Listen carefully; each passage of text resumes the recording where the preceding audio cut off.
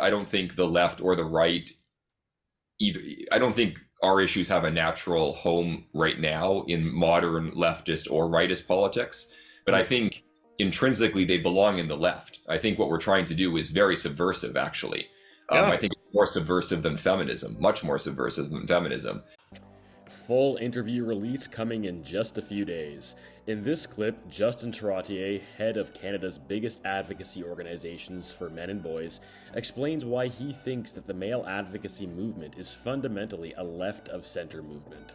He talks about why the movement is often associated with the right, falsely in his opinion, why he avoids using labels himself, and his disinterest in dealing with extremists of any persuasion. The most striking thing about this part of the conversation is how much Justin actually sounds like a feminist. To hear more from our conversation, check out the playlist and stay tuned for the impending posting of the full interview. People often think of the men's rights and movement and community as right wing, but you don't really sound very right wing to me. Well, I'm not in the men's rights community. We don't use those labels. Okay. We don't use any labels. Feminism, men's rights. The labels end up being the entire story, and you never get to really get to the substantial matters. And then people pick sides based on labels. So I don't find them very helpful.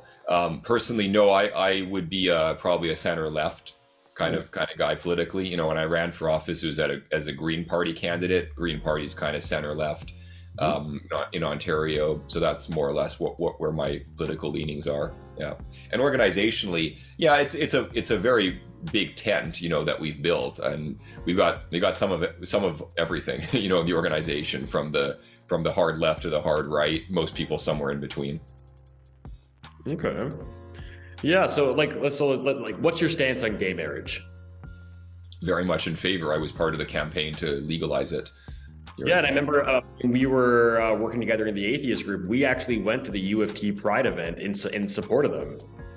Yeah, I've walked in many Pride parades under lots of banners, Free Thought Association, CFI, even Canadian Association for Equality, before we were asked to not come back to Pride. It's a whole other story, but we did walk in a number of Pride parades and would have continued to do so had we been given, permission to do that.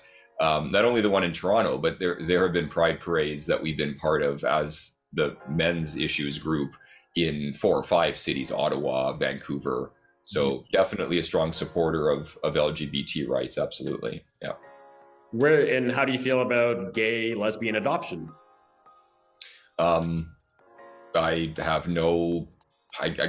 actually haven't thought that much about it, but I don't have any reason to be strongly opposed to it. Why should gay people adopt just as everybody else does? I don't have a well-formed opinion, honestly, on that one. Fair enough. But yeah. So you don't seem very right-wing. I'm just trying to help dispel that myth that if you care about men, you're on the right. And actually, I didn't watch this, but I heard that Vosh, the popular leftist YouTuber, he pointed out that a big part of the reason why people that are interested in men's and boys issues are on the right is because the right is the only side of the political ledger that's talking to them like they matter and like they're not detestable.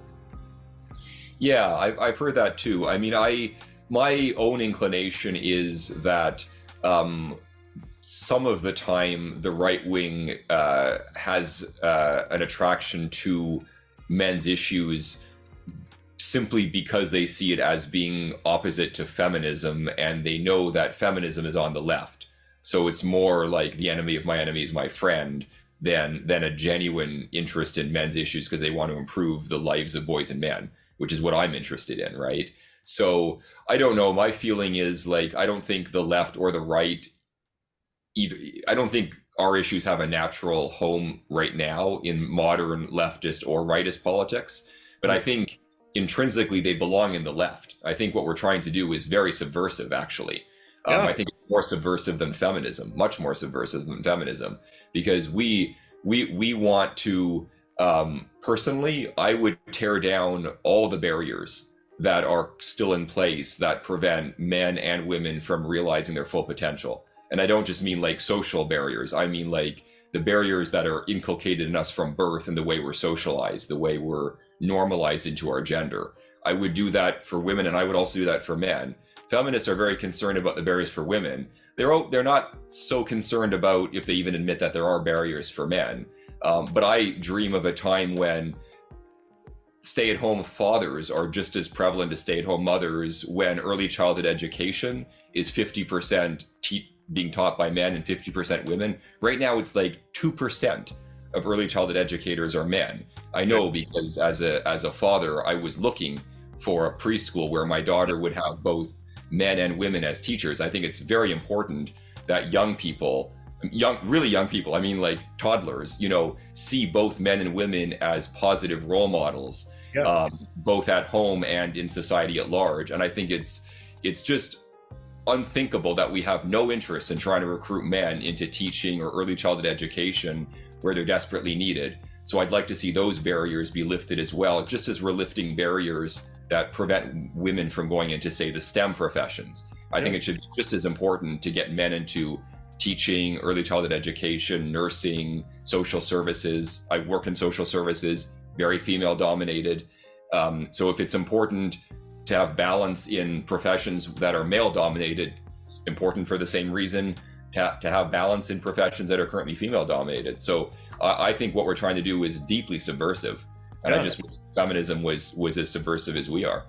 Right. And it's like, if you take the feminist definition of equality, but like you take away the emphasis on one sex and just say, we want both sides to be equal, like what you're saying is just right down Broadway. Like that is like, that would offend any feminists is just mind boggling. Like it's so innocuous, I think. Yeah. And it's just crazy that you have to go and constantly have to re-explain yourself because people just keep on assuming the worst about anyone who thinks the kind of the ways you do, because there's nothing wrong with what you just said and a lot and everything right with it.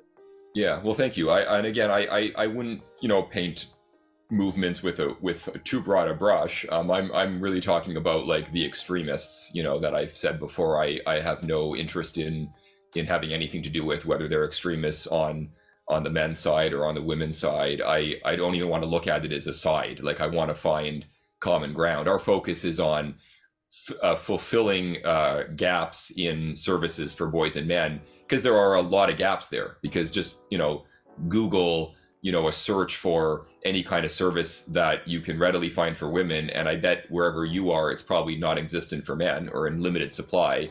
And that's what we're trying to do something about. And that's why the focus is on men and boys, not because one gender is intrinsically more worthy than the other. But as I said, I think in the very beginning of our conversation, I want to make the most difference I can with my life. The way to do that isn't to just create another group, the 1001, iteration of a group that already exists. It's to create a group in an area that has absolutely nothing right now, but where people are desperately needing those programs and services. And that's men and boys right now. And that's why I'm proud to do that kind of work.